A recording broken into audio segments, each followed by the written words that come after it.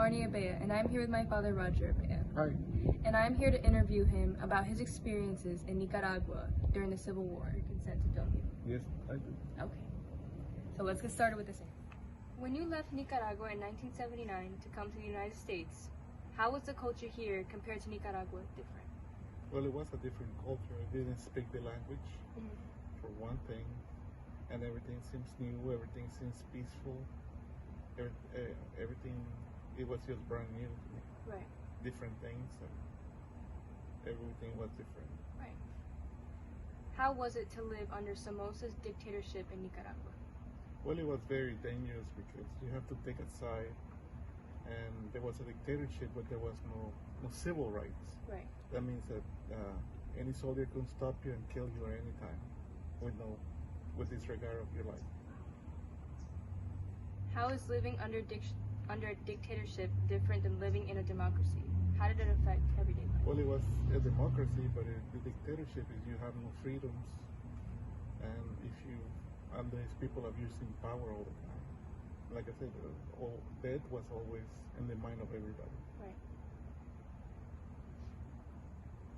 How was the process of leaving where you had to come from an entirely different country? What were some of the barriers you had to overcome?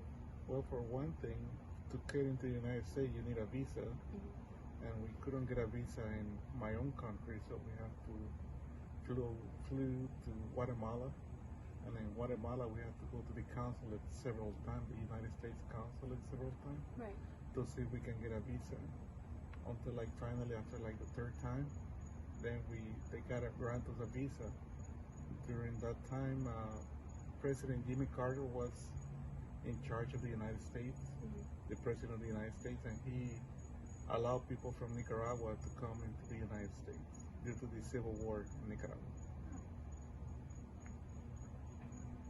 What were some of the problems in Nicaragua during the 70s that made you flee the States? Was it possible to live a normal life there during this time? No, because there was Civil War. Things were scared. There was killing all over the place. There was a war going on, and you have to choose a side. Right. And if you don't choose a side, the other side could kill you. Nicaragua's economy was in ruins, with hundreds of thousands of people with no place to call home. What were the hardships of living in a country with no economic infrastructure? Like I said, sometimes you got no electricity, sometimes you got no water, you got a scavenger for food, you have to look for fuel, for things, and then you have to hide from different people that may want to kill you. Right. That's the Civil War. And this is just a practice, but maybe you want to go into how it was in school and stuff, because you were in school at the time. Well, I finished school, but I couldn't go into the university because the university was considered a revolutionary place, and the soldiers are practically closed. All education was closed. Wow. So there was no more schools. People just trying to survive and wonder what the future was going to be. After living in America for a few years, did you feel that you could have achieved the happiness and freedom that you had from migrating here in Nicaragua?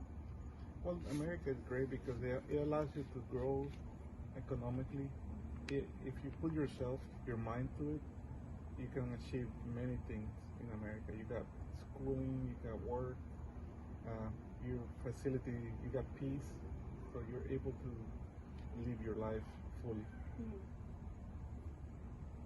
How were the people different in Nicaragua before the revolution than they were during it? Were the people a factor to you leaving Nicaragua? People in Nicaragua, like anybody else, as a human being, they were happy. But when the civil unrest started, then there was no safety anymore. Right. So they went from being safe and quiet in your home to being unsafe and not knowing what's going to happen the next day or if you're going to make it to the next day. Right. How did living in Nicaragua during the revolution affect the way that you felt about America and what the United States stands for? Well, I didn't live in the revolution. I left before the revolution started. Right. The people in the revolution, they were communist countries were coming in to create the communist idealism, Mhm. and that means that if you have a home or something, the government can come over and take it. So we went from a dictatorship to a communist-like party. So the peace never got achieved. Right. So we came to the United States and we stayed here.